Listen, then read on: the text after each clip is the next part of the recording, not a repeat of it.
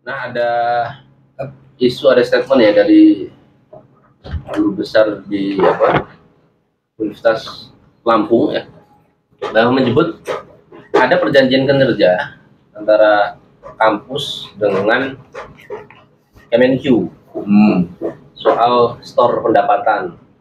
Sebenarnya yang diminta Kemenq itu adalah pendapatan non pelayanan pendidikan.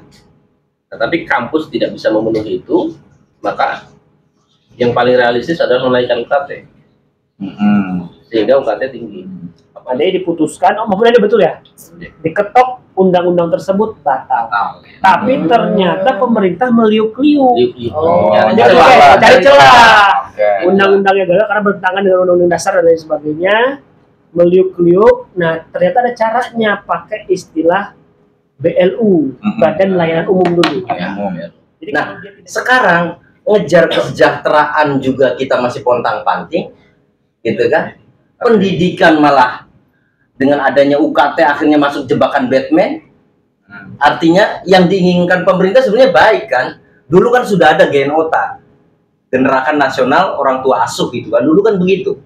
Nah sekarang kan sebenarnya dengan adanya pemerintah, oke, nanti ada UKT, ada subsidi silang, dilihat, habis itu katanya punya motor 2 buat Gojek, kredit lagi gitu kan? Artinya kan tidak fair akhirnya, tidak fair. Apalagi katanya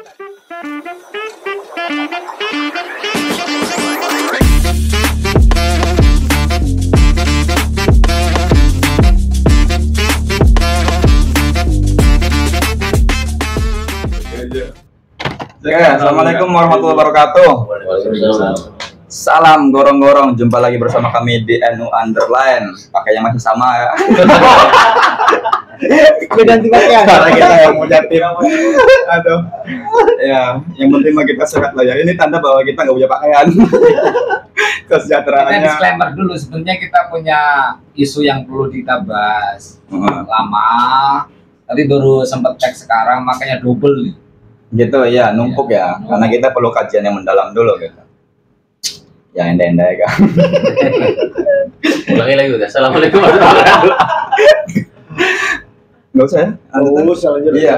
Kali ini kita akan membahas tentang biaya pendidikan ya, yang mulai muncul di publik. Sebenarnya ini masalah lama ya, sangat lama banget, klasik gitu lah. Ya termasuk biaya pendidikan sekolah maupun di perguruan tinggi yang disebut dengan UKT itu loh, uang kuliah tunggal. Tapi paling parah sekarang. Ya sekarang semakin kelihatan gitu. Ya meskipun sebenarnya setiap tahun mengalami kenaikan ya, cuman berlipat-lipat tahun ini berlipat ganda signifikan kenaikannya, sehingga ini perlu ada pembacaan gimana kira-kira sebenarnya regulasi terkait dengan pembiayaan pendidikan, karena kan jelas negara punya beban tanggung jawab untuk mencerdaskan anak bangsa gitu ya, yang mestinya memelihara kemiskinan. Nah itu dua hal yang perlu berebut karpet merah. Mestinya kan pendidikan terutama yang negeri ya itu harusnya ya semurah mungkin karena jadi tanggungan negara. Bro, air mineral. Nah ini harus gratis. Bahkan harusnya gratis gitu. Nah ini kira-kira faktor apa yang mendorong biaya pendidikan itu semakin mahal gitu loh? Monggo Bapak. Sejarah UKT dulu. Oh sejarah UKT, oke siap. Sejak tahun berapa? Sejak kapan gitu loh ada UKT begini nih? Jadi kalau UKT sih baru-baru ini ketika kampus-kampus negeri itu diarahkan untuk menjadi perguruan tinggi berbadan hukum PTNBH. Jadi istilah-istilah UKT itu muncul di periode-periode itu. Kalau kita hitung ya 2011 ya, 2009 ya, 2009. Tapi sampai sekarang juga masih banyak yang masih berproses, belum fix karena mungkin dia tidak sanggup, belum bisa mengelola keuangan sendiri. Makanya ada istilah dulu diswastakan. Jadi kampus negeri diswastakan. Makanya dulu yang demo itu justru nanti ada sekumpulan kampus swasta perkumpulannya. Karena dengan demikian kan berarti mahasiswa kan ke sana semua. Apalagi kalau negeri kan ada bantuan dari pemerintah. Tetapi sebagai cara berpikir, UKT yang menyebabkan biaya mahal itu sebagai sebuah kebijakan di Indonesia itu mulainya tahun 75. Pada kurikulum, bukan UKT-nya ya. Iya. Model liberalisasi pendidikan. Liberalisasi. Nah, model liberalisasi pendidikan itu sudah dimulai sejak tahun 75 zaman Orde Baru yang ingin bahwa pendidikan itu diarahkan kepada industri. Oke. Frame awalnya di situ. Pembangunan lah ya. Lalu kemudian Indonesia ini kan ikut WTO ya. Iya. Nah, ada dalam klausulnya itu memang soal privatisasi pendidikan, karena pendidikan ini bukan lagi dianggap pengeluaran, dia adalah investasi, jadi duitnya harus muter lah kira-kira gitu. Itu frame-nya tahun 90-an. Kebijakan di Amerika Serikat kalau tidak salah namanya Washington Consensus. Tapi kan itu kebijakan, nanti kan ada yang menolak, ada yang enggak. Nah, di tahun 2000-an, kalau tidak salah tahun 2007 Indonesia tuh mulai sepakat dengan WTO bahwa pendidikan akan mulai diliberalisasi. Wujud aslinya itu adalah dengan Undang-Undang Badan Hukum Pendidikan. Akhirnya chaos, mahasiswa demo saat itu, mungkin Bapak ini juga demo, Bapak juga demo. Demo di dalam, saya di luar ya. 2008 2008 atau 2009 ya? Demo besarnya itu 2010-11 karena ditoknya 2011. Saya pemohonnya. Mohonnya. Melawan SBY ya. Melawan SBY.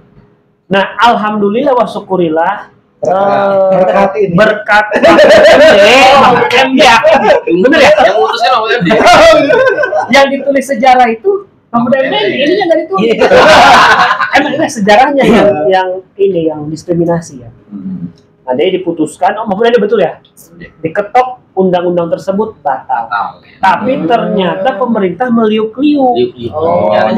Cari celah. Undang-undangnya gagal karena bertentangan dengan undang-undang dasar dan lain sebagainya. Meliuk-liuk. Nah, ternyata ada caranya, pakai istilah BLU, Badan Layanan Umum dulu. Jadi kalau dia tidak bisa dibadan hukumkan, kenapa badan hukumkan? Secara teori, kalau kita mau mengelola keuangan, maka dia harus punya dasar hukum. Kalau itu harus berbadan hukum, makanya ada Badan Hukum Pendidikan. Nah, karena gagal, akhirnya di BLU-kan dulu. Setelah menjadi BLU, Badan Layanan Umum, saya agak lupa prosesnya saat itu, tapi intinya mulailah ada yang disebut dengan UKT, uang kuliah tunggal, yang pada awalnya dianggap sebagai menolak kritik selama ini bahwa tidak akan mahal kampus karena dengan ada UKT ada jenjang dari yang bayarnya paling murah sampai yang paling besar. Lalu bagaimana cara mengukurnya? Dilihat dari kekayaan orang tuanya, laporan listrik, rekening dan lain sebagainya. Tapi pada kenyataannya yang paling bawah, yang paling murah ini jarang dan nggak tepat. Dan sering nggak tepat. Jadi misalkan kalau ada kuliah bayaran dari kisaran antara 3 juta sampai 15 juta, ternyata standar itu berkisar rata-rata di menengah ke atas. Jadi mahal-mahal juga ternyata. Sudah ngelampirin rekening, surat miskin sekabupaten misalkan ya. Tetap aja ternyata. Tapi emang UKT paling bawah, kalau beberapa kali ngobrol sama para mahasiswa baru, itu emang selisihnya jauh dari UKT yang nomor 2 dari bawah. Jauh loh. Yang paling bawah tuh cuma 400 ribu. Tiba-tiba yang kedua langsung loncat 2 juta. Itu kan bagaimana cara menghitungnya itu loh. Iya benar. Itu bagaimana cara menghitungnya. Dan kelas-kelasnya kan makin banyak. Dulu saya kuliah juga kelasnya cuma sampai 4, sekarang bisa sampai 7. Ini ada apa nih? Contoh penggolongan UKT dari Tirto ini. Kelompoknya, kelompok 0 yang berarti 0, kelompok 1 besar UKT 500.000 bagi yang gaji orang tuanya interval di bawah 2 juta. Kemudian kelompok 2 UKT-nya 1 juta, gajinya berkisar antara 2 juta sampai 3 juta. 1.500.000 UKT-nya, 3 juta sampai 4 juta, 4 2,5 juta, selisihnya 5 sampai 6, kemudian sampai 1 terus. Iya, tapi selisihnya tuh jauh. Kalau setahu saya di prakteknya ya UKT 2 tuh jauh kok. Jarang ada ya yang dapat 500 ya? Jarang. Logikanya UKT pertama yang 500 Saya dulu di syaratnya sangat gak masuk akal. Syarat itu sangat gak masuk akal. Satu, kan itu sampai punya berapa kendaraan bermotor. Kadang kan kredit. Gojek punya dua, maklum di rumah ada dua Gojek ya, bapaknya sama kakaknya ada dua kendaraan di rumah. Bahkan Gojek dia sama mama ya. Apa listrik 450. Sekarang mana ada yang punya listrik 450 apalagi di kota besar seperti Jakarta. Iya. Listrik 450 baru nyolokin air Mati. turun. Belum nyolokin setrika lah itu turun, udah kecuali dia pakai listrik ilegal yang mungkin cabutan. Itu yang banyak lah pokoknya salah-salah yang masuk akal tuh nggak realistis dengan kan. Jadi orang yang mendapat UKT 450 selain gajinya tadi berapa 1 juta atau 2 juta, 2 juta. dia harus di kondisi yang sangat mengenaskan. Berarti kalau mengenaskan ya 500.000 juga gak mampu dia. Listrik 450, motor 1 atau apa lagi gitulah. Banyak lah syaratnya. UKT itu kan apa? Ulang kuliah tunggal yang dibayar 1 semester sekali. Ada lagi IP ya? Apa tuh namanya? Uang pangkal. uang pangkal. Iuran Itu biasanya swasta. itu yang dibayar sekali Sekali ya. Selama Gedung kuliah. lah, kalau uang nggak gedung. salah. Ya. Biasanya mahasiswa Awal. reguler, Reguler. bukan yang jalur mandiri. Nah, yang menarik ini apa yang menyebabkan UKT itu Jadi naiknya berlipat-lipat? Nah ya. Narasinya kan UKT itu pembiayaan silang ya. ya Narasinya kan subsidi begitu, silang. subsidi silang. Ya, Memang narasinya agak iya sih. Gitu. Cuman kan, tapi kan secara cita-cita ideal kan sebenarnya enggak ini. ya kalau Masih. kita lihat perjalanan apa, ini kan memang bukan hal baru ya. Selalu ada kenaikan betul. Tapi gini, ketika tahun 2000-an ke atas, 2000-an masih ketok misalkan semester misalnya satu semester sekian, semua sama rata. Rata ya.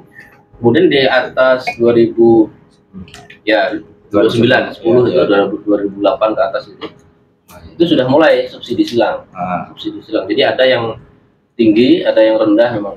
Nah, dulu masih ada upaya ibaratnya ketika ada proses negosiasi, lobby dengan kampus ya. Jadi ada proses wawancara macam-macam. Itu masih bisa dilobi. Nah, sekarang ini yang menjadi perdebatan itu. Jadi ketika sudah dapat UKT sekian, lobbynya susah. Ya. Katanya Begitu. Kalau dulu kan ada orang yang mendampingi, misalkan badan kemahasiswaannya juga ikut. Ini badan kemahasiswaannya ikut demo juga. Ini tidak tembus ke rektorat. Bahkan sering kali begini, yang dapat UKT 5 misalkan ya, jarak antara UKT 4, UKT 5 itu nggak jauh. Sehingga ketika mengajukan pun turunnya cuma 4. Paling selisihnya cuma 200.000 gitu. Itu nggak sama sekali menyelesaikan masalah gitu loh. Terus sama aja 4 kali 5 itu. Iya, misalkan 5 juta. iya. Harusnya kan 4 kalau turun jadi 4 juta. Iya, harusnya kan kalau misalkan turun kan jauh sesuai dengan kemampuan kan kalau mau fair itu loh. Tapi kenyataannya ternyata seringnya itu hanya satu tingkat turunnya, yang selisihnya itu nggak jauh. Itu bukan misalkan problem, cuma memang sudah terperangkap aja anak ini gitu. dulu bahkan ada istilah tidak ada mahasiswa yang IDO karena dia tidak bisa bayar uang, bayar UKT atau bayar SPP. Sekarang pinjol solusi. iya ada pinjol terus Bahkan kampusnya pun bekerjasama. Iya, ITB terutama. Iya. ITB kerjasama sama pinjol. Iya. Kampusnya juga tidak melindungi mahasiswa, beda dengan dulu kampus ya tidak ada istilah yang di DO gara-gara itu. Iya. Ada yang membantu. Nah itu yang pertanyaan tadi, apa yang menyebabkan UKT itu tinggi? Nah ada isu, ada statement ya dari guru besar di Universitas Lampung ya, bahwa menyebut ada perjanjian kinerja antara kampus dengan Kemenq soal store pendapatan. Sebenarnya yang diminta Kemenq itu adalah pendapatan non pelayanan pendidikan. Nah, tapi kampus tidak bisa memenuhi itu, maka yang paling realistis adalah menaikkan UKT. Sehingga UKT tinggi. Apalagi gaji-gaji pejabat rektorat kan begitu gede. Rektor aja berapa gajinya? Iya, tunjangan ya pasti utamanya. Ratusan. Ratusan ya. Iya.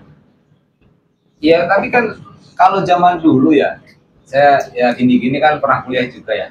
Ya emang gitu-gitu. Sepertinya zaman dulu itu kan memang ketika ada kenaikan biaya pendidikan kayak gitu, memang sesama mahasiswa kan ikut teriak-teriak lah. Ya, semua protes. kompak ya. Karena walaupun kita mampu, walaupun kita mampu, kita melihat teman kita yang Empati lah ya. tidak mampu gitulah ya. Tapi sekarang nggak tahu ya apakah saya tidak melihat langsung mahasiswa sekarang kurang melihat atau bagaimana, tapi sepenglihatan saya, mungkin penglihatannya kurang luas, itu para mahasiswa kayaknya kok enjoy aja gitu loh dengan UKT yang sekarang. Padahal banyak teman-temannya yang sebenarnya di belakang layar tidak mampu. Sedangkan orang-orang yang tidak mampu ini, mahasiswa tidak mampu ini juga malu lah untuk ngomong gitu. Secara ini takut ngedrop. Ya, harusnya bukan mereka yang bicara, yang nggak mampu, bukan yang nggak mampu yang bicara, tapi yang mampu ini menyuarakan yang tidak mampu. Ya, tanpa menunjuk matanya situ miskin, enggak tanpa gitu maksud saya. Tapi ya namanya liberalisme ya individual, Pak. Salah satu cirinya gitu loh. Nah, apakah kita sudah menuju negara yang benar-benar liberal sekarang? Tidak peduli, yang penting orang mampu ya sekolah, kalau nggak mampu ya sudah gitu. Nah, ya tadi kenaikan biaya itu sebenarnya kan ada kaitan dengan PTNBH ya. Karena PTNBH itu memberikan akses otonomi kampus untuk mengelola keuangannya sendiri. Bisnis ya, artian. Seberapa bahaya Pak kalau ini dibiarkan liar semakin seperti perusahaan kampusnya? Berarti bicaranya profit kalau begitu. Iya, profit. Iya, bicaranya profit kalau begitu. Komersialisasi. Jadi di satu sisi kita semua sadar bahwa pendidikan itu investasi yang kalau jangka pendek itu enggak, pasti jangka panjang. Cashbacknya ya, cashbacknya enggak langsung gitu ya. Tapi model PTNBH ini ingin segera menghasilkan profit. Makanya kalau kita sebutkan kampus-kampus yang sudah PTNBH itu, fasilitas umumnya itu sudah dikomersialisasi. Tapi kita tidak bisa menyalahkan kampusnya, mungkin kampusnya kok begini, karena kalau kita lihat ke dalam, mereka juga sedang berupaya keras gimana caranya ya bisa menghidupi dirinya sendiri. Yang gagal itu adalah negara sebetulnya sedikit demi sedikit mengurangi bebannya atau biaya pendidikan. Ya, salah satu. Jadi sebetulnya mereka dipaksa untuk jadi pengurangan swasta. Yang liberalisme kan begitu. Intervensi negara harus sedemikian rupa minim supaya dunia pasar kan jalan. Padahal pajak naik loh. Nah, belum biaya cukai itu. Wah, tapi yang nggak sih, yang paradoks begini. Akhirnya pajak bea cukai haram. Solusi. Yang bertentangan begini. Ketika Jokowi merasa gelisah, lulusan S2,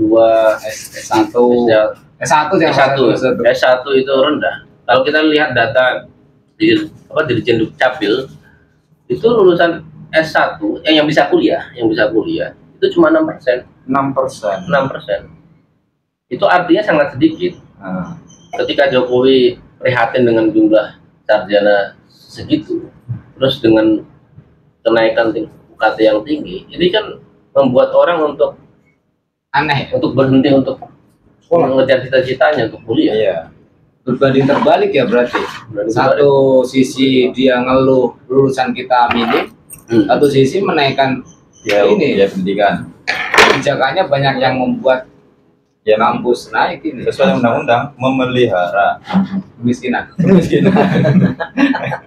Iya kan kalau pendidikannya bisa diakses berarti kemiskinan semakin. Bukan salah Jokowi, itu kata Jokowi. Tanya aja kampusnya. Jangan tanya saya gitu. Jangan tanya saya. Ya, kita kerasa loh. Kita kerasa waktu COVID itu sangat kerasa. Kita kok tanya saya? Butuh dokter kan banyak. Iya. Sedangkan dokter kita kan sedikit. Jadi gimana mau jadi dokter? Biaya kuliahnya segitu banyak. Coba kalau biaya kedokteran murah. Orang banyak yang jadi dokter. Iya.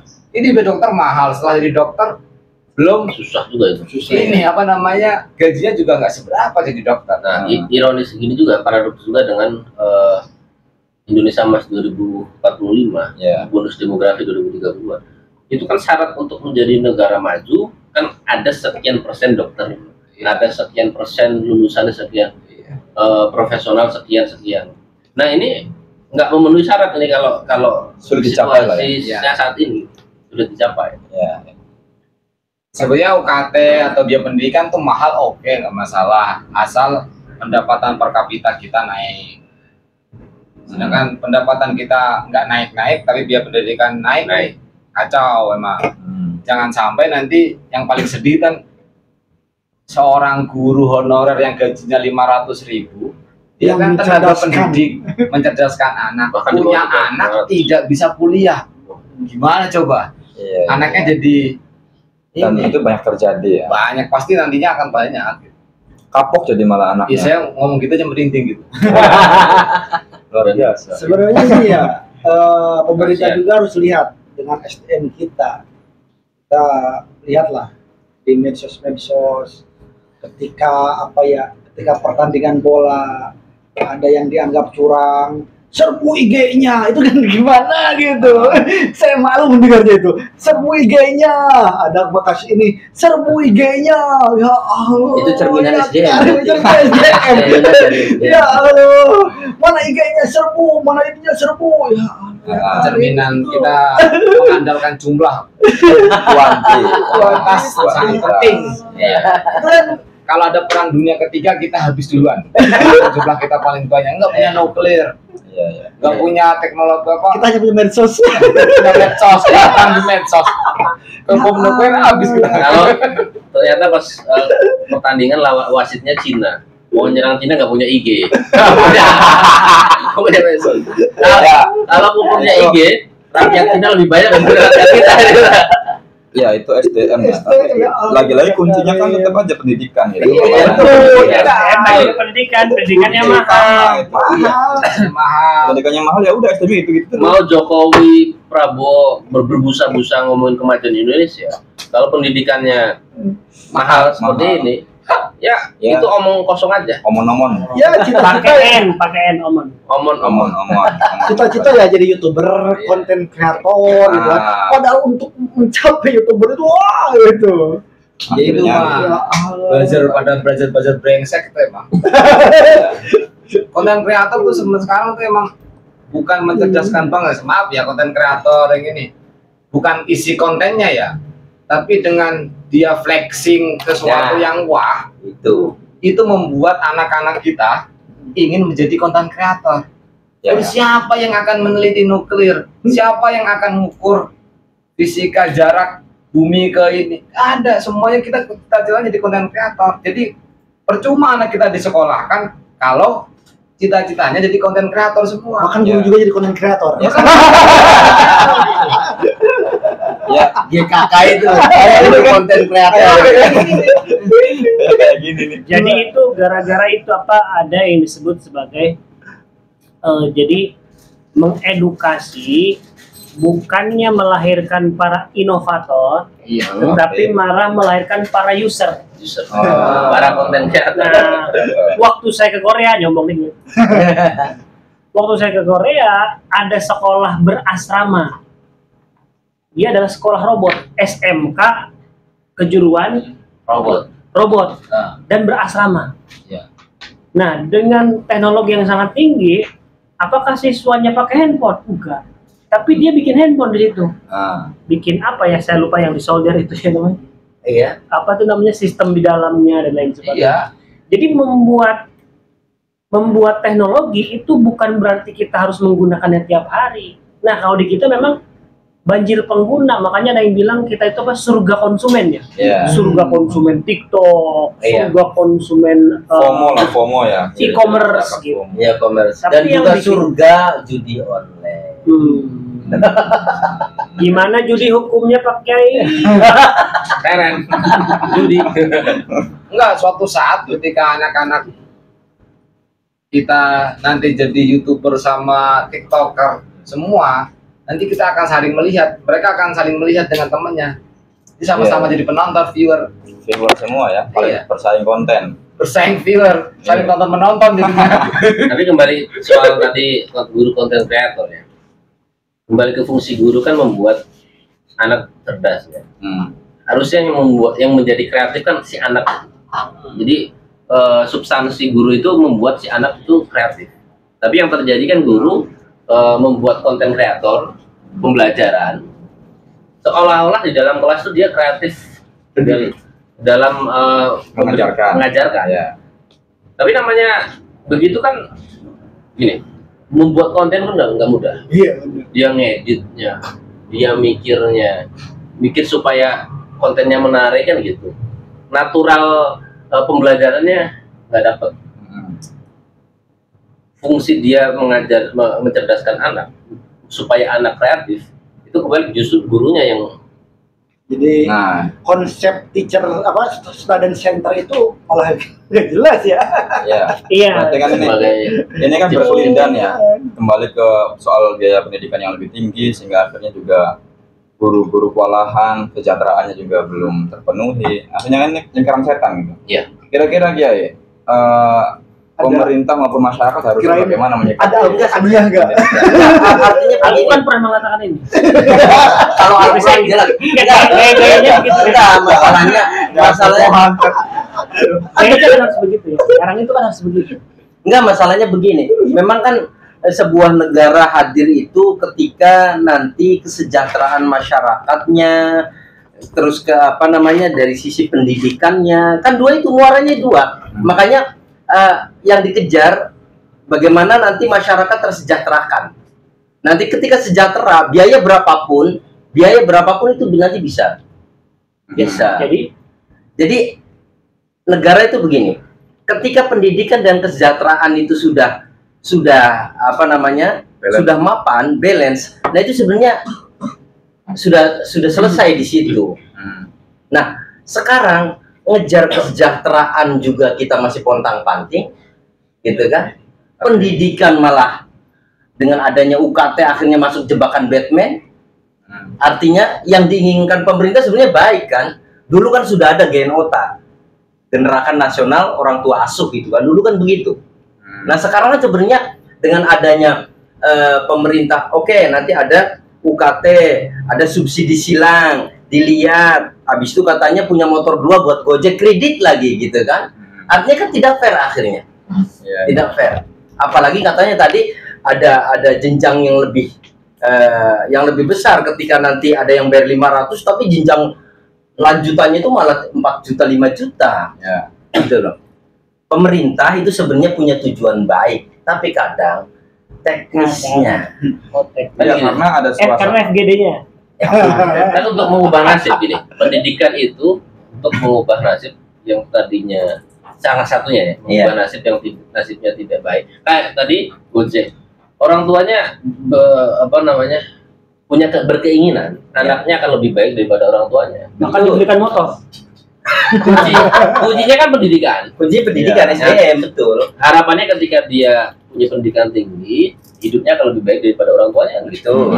Fokusnya gitu. Jadi sebenarnya kalau pemerintah serius terhadap pendidikan, kesejahteraan akan mengikuti sebenarnya. Iya, tapi kalau pendidikan dulu, baru nanti ada perubahan nasib dari SDM ini. Next. Jadi begini, itu yang disebut dengan teori utopis. Utopis itu. Ada yang mengatakan utopis. Gimana? Jadi anggap dulu yang utopis itu benar ya. Jadi teorinya adalah bahwa dalam masyarakat industri, ketika seseorang bekerja dalam sebuah industri, dia bisa menaikkan kapasitasnya dengan naik jabatan kalau dia sekolah lagi. Itu teori lama tuh, teori lama. Itu yang disebut dengan teori revolusi industri. Jadi dengan frame industri, sekolah itu bisa dipakai sebagai, dalam sosiologi disebutnya mobilisasi sosial vertikal naik. Naik kelas. Naik kelas. Jadi kalau orang tuanya petani, maka anaknya yang lebih tinggi lagi. Gitu. Teorinya begitu. Tapi ternyata ada pendapat lain bahwa misalkan di Indonesia, ketika orang tuanya punya sawah, menyekolahkan anaknya di kota, dengan harapan kuliah makin tinggi, ternyata dia di sini hanya menjadi pegawai yang kalau lebaran justru ngejual tanah orang tuanya. Sebetulnya itu teori yang tadi yang utopis itu kenapa disebut utopis? Karena dia salah teorinya. Ada teori lain lagi yang disampaikan oleh Michael Apple, ahli kurikulum dari Amerika. Dia mengatakan bahwa sekolah itu, dia kasar. Kalau kita menganggap sekolah makin tinggi, maka kesempatan mendapatkan pekerjaan lebih baik daripada orang tuanya atau generasi sebelumnya. Ternyata menurut Michael Apple itu tidak akan pernah terjadi di dalam masyarakat industri. Karena sebenarnya masyarakat itu dibagi dua, ada kelas dominan, ada kelas bawah. Kelas dominan akan menggunakan pendidikan sebagai sarana untuk mempertahankan kelasnya. Bagaimana dari caranya? Caranya mereka akan membayar lebih. Katakanlah semua sekolah rata Indonesia, SD, SMP, SMA. Ketika nyampe SMA dia mau masuk kampus negeri, maka kelas dominan itu akan melakukan segala cara bagaimana mempertahankan kekayaan orang tuanya keturunannya. Maka dia bimbel. Oh iya. Anak-anak yang nggak bimbel, maka kesempatan masuk negerinya makin kecil. Ini kurva ya, bukan nggak bisa, makin kecil. Nah, adapun ketika masyarakat bawah ini akhirnya bisa kuliah, maka orang-orang kaya selalu menemukan kualitas pendidikan yang lebih bagus lagi. Sehingga kemudian walaupun dulu kuliah itu hebat. Setelah kuliah kesempatan kerja makin tinggi. Sekarang kuliah kayak kacang goreng. Jadi kuliahnya yang menurun, nanti orang-orang kaya kuliah lagi ke luar negeri. Ternyata yang berkualitas yang dipakai pada dunia kerja, bahasa Inggris, teknis, itu ada di atas yang tidak akan bisa kita jangkau lagi.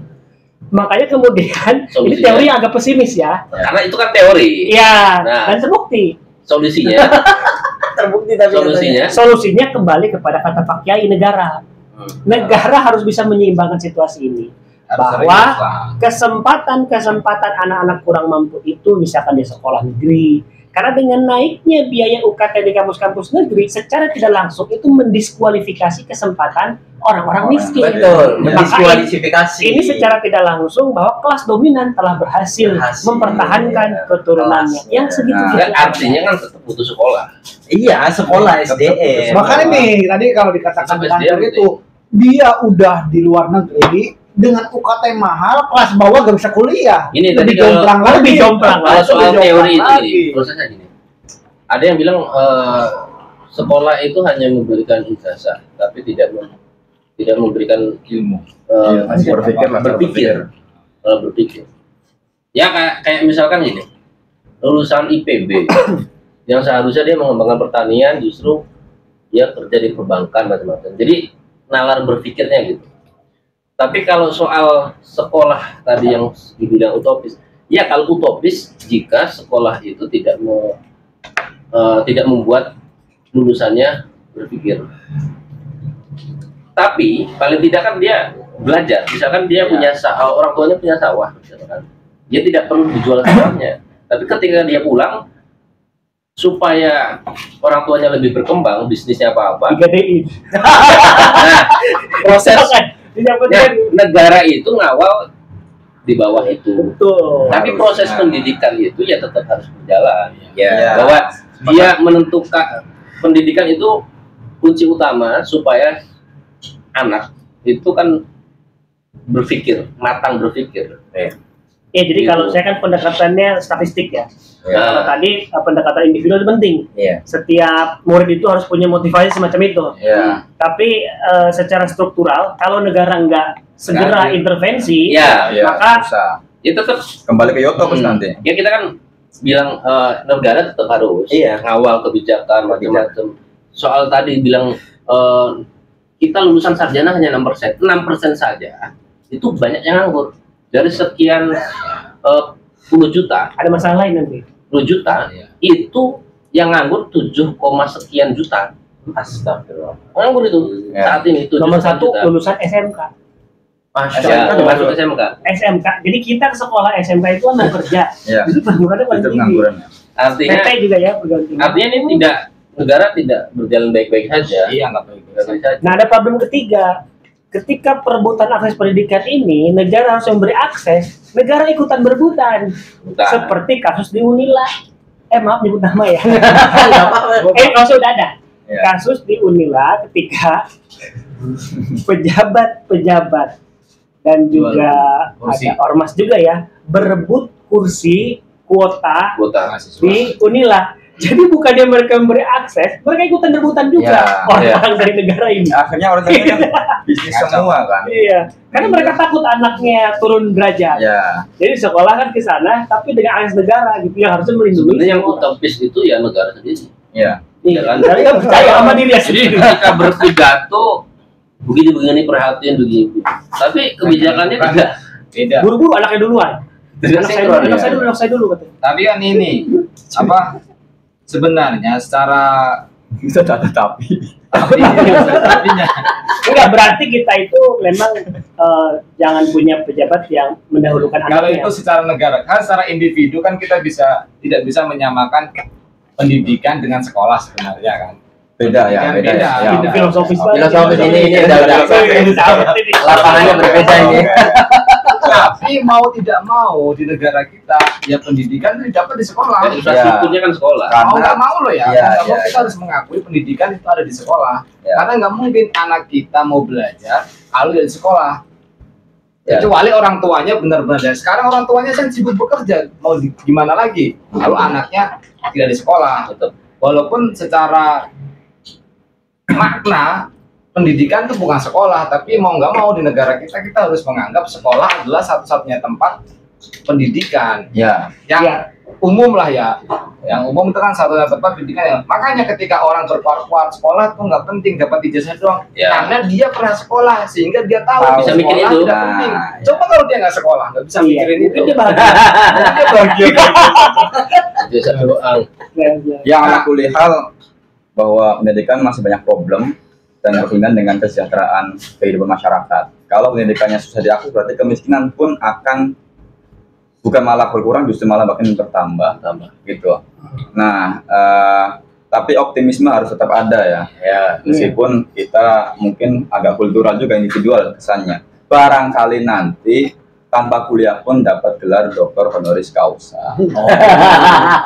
Dapat